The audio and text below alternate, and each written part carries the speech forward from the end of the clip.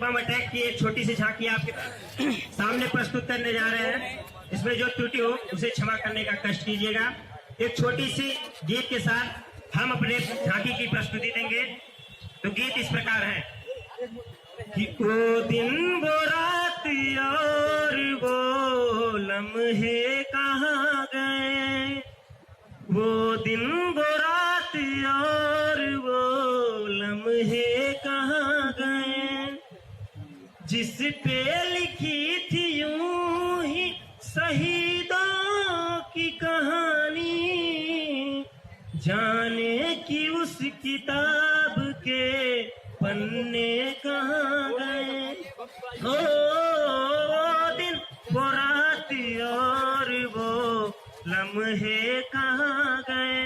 धन्यवाद। आगे झांकी देखिए। बहुत सी रुपेश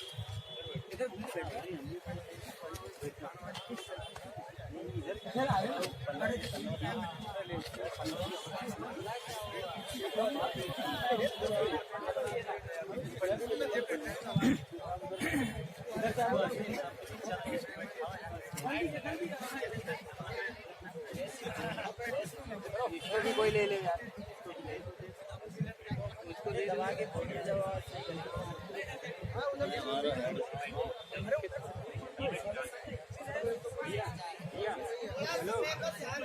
शुरू करो भाई, शुरू करो।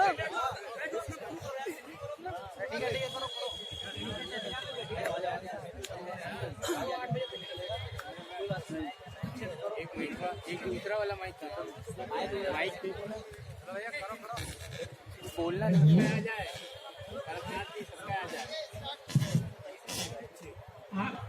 ये घटना 8 अप्रैल 1929 की है, जो भगत सिंह दत्त ने लेजर असेंबली बम गिराया था। तो इसका पहला चरण आप देखेंगे। स्टार्ट करो।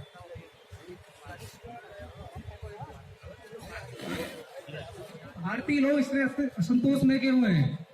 मेरी शासन से खुश नहीं है। क्यों? मेरी अत्याचार से वो अपनी हुकूमत चाहते हैं। जिंदाबाद, अंग्रेजी शासन मुर्दाबाद, अंग्रेजी शासन अंग्रेजी शासन अंग्रेजी शासन। मुझे गिरफ्तार करो। असेंबली में बम गिराए जाने के कारण अक्षय दत्त और भगत सिंह सही बोल दिया, नहीं पता नहीं गिरफ्तार कर रहे हैं नहीं कर रहे हैं। कल 9 अप्रैल को उनको अदालत में पेश किया जाएगा।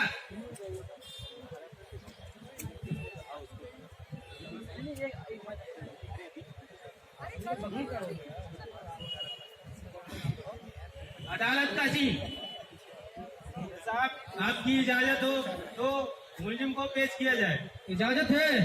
भगत सिंह और केशव दत्त को पेश किया जाए। साहब, यही तो मुजरिम है जिन्होंने कल असेंबली में बम गिराया था, जिससे बहुत सारी जान माल की हानि हुई। क्यों भगत सिंह, तुमने ऐसा क्यों किया? जज साहब, हमने कोई जान माल की हानि नहीं की। ऐसे पूरा भारतीय जानता है कि हमने बम ऐसी जगह गिराया जहां पर कोई भी किसी को जान माल की हानि न हो। ऐसी जगह गिराया जहां कोई बैठा भी नहीं था। और इससे हमारा ये उद्देश्य नहीं था कि हमारा उद्देश्य क्या था? उद्देश्य हमारा ये नहीं था कि किसी की जान माल की हानि की जाए। हमारा उद्देश्य सिर्फ ये था कि ब्रिटिश सरकार बहरी हो चुकी है और इस बम धमाके से हम उनके कानों की आवाज तक अपनी आवाज पहुंचाना चाहते थे।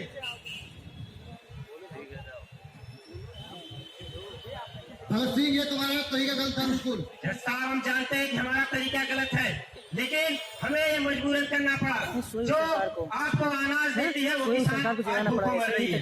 अंग्रेजी शासन बिल्कुल शांत बैठी हुई है। ऐसा करने के लिए हम अंग्रेजी शासन को बताना चाहते हैं और आने वाली पीढ़ी को ये समझाना चाहते हैं कि अंदर से देशभक्ति को जगाओ। और हमारा बम फेंकने का सिर्फ एक ही मकसद है कि आप अंग्रेजी शासन जागे और हम भारतीयों की सेवा में आगे भी इसी तरह हमारा साथ दे, जिससे कि हमारे मजदूर और किसान भाइयों को सहयोग मिलता रहे। जज साहब, इन दोनों लोगों ने जुर्म किया है, इनको कड़ी से कड़ी सजा देनी चाहिए। मैं आपसे अनुरोध करता हूँ कि इनको फांसी की सजा देनी चाहिए। अदालत तमाम साक्ष्यों के आधार पर इस निर्णय पर पहुंची है कि भगत सिंह केशव दत्त को सजाए मौत अर्थात फांसी की सजा दी जाए। हमें मंजूर है। धन्यवाद। इंकलाब इंकलाब। जिंदाबाद। सरफरोशी की तमन्ना अब हमारे दिल में है, देखना है जोर कितना बाजुए कातिल में है। सरफरोशी की तमन्ना अब हमारे दिल में है, देखना है जोर कितना बाजुए कातिल में है। इंकलाब जिंदाबाद। इंकलाब। ऐसा कि आप लोगों के सामने ये सीन प्रस्तुत करने का हमारा एक ही मकसद था कि आज जो हमारे नवयुवक अपने देश प्रेम से हटते चले जा रहे हैं, सोशल मीडिया पर व्यस्त होते चले जा रहे हैं, उनको एक बात बताना चाहते हैं, उनको समझाना चाहते हैं कि अगर आप कलम के सिपाही, आपको कहा जाता है अगर आप देश की रक्षा नहीं करेंगे तो हमारे फौजी भाई नहीं कर सकते, कि कली बेच देंगे, सुमन बेच देंगे, धरा बेच देंगे, गगन बेच देंगे, अगर सो गए हम कलम के सिपाही तो वतन के दरिंदे वतन बेच देंगे। आप सभी लोग जानते हैं कि हमारे देश में बढ़ रही भाईचारा को बढ़ाना होगा। हमारे देश को सिर्फ एक चीज से नुकसान है, वो है जातिवाद। हमारा देश जातिवाद में बढ़ता चला जा रहा है, हिंदू है, हम मुस्लिम है। ऐसा करते करते हमारे देश को जिस प्रकार कि एक लकड़ी को दीमक अंदर ही अंदर खाकर खोखला कर देती है, और जब काम लिया जाता है उस लकड़ी का तो लकड़ी ढेर हो जाती है, उसी प्रकार हमारे देश को भी ये जातिवाद अंदर ही अंदर खोखला करते चली जा रही है। जब हमारे देश को कहीं प्रस्तुत होना होगा तो हमारा देश ढेर हो जाएगा। इसलिए हमें बताना होगा कि समाए मोहब्बत जलाकर तो देखो, नफरतें दीवार गिरा कर तो देखो, अरे ला के देता हूँ दोनों मजहब का खून, कौन हिंदू का है कौन मुसलमान का बता कर तो देखो। आज भी हमारे देश में ऐसी बहुत सी पंक्तियां चली आ रही है जिससे कि हमें आगे बढ़कर अंधेरों में भी चिराग जलाना होगा और ये बताना होगा कि कार्य कोई बड़ा नहीं होता, सिर्फ एक जज्बा होना चाहिए अंदर से। हृदय में एक बार अपने हृदय में जोश और जुनून लाओ, कोई भी कुछ भी कार्य कर सकता है। कि परिंदे पंख फेरेंगे तो उड़ना सीख जाएंगे, बच्चे लड़खड़ाएंगे तो चलना सीख जाएंगे।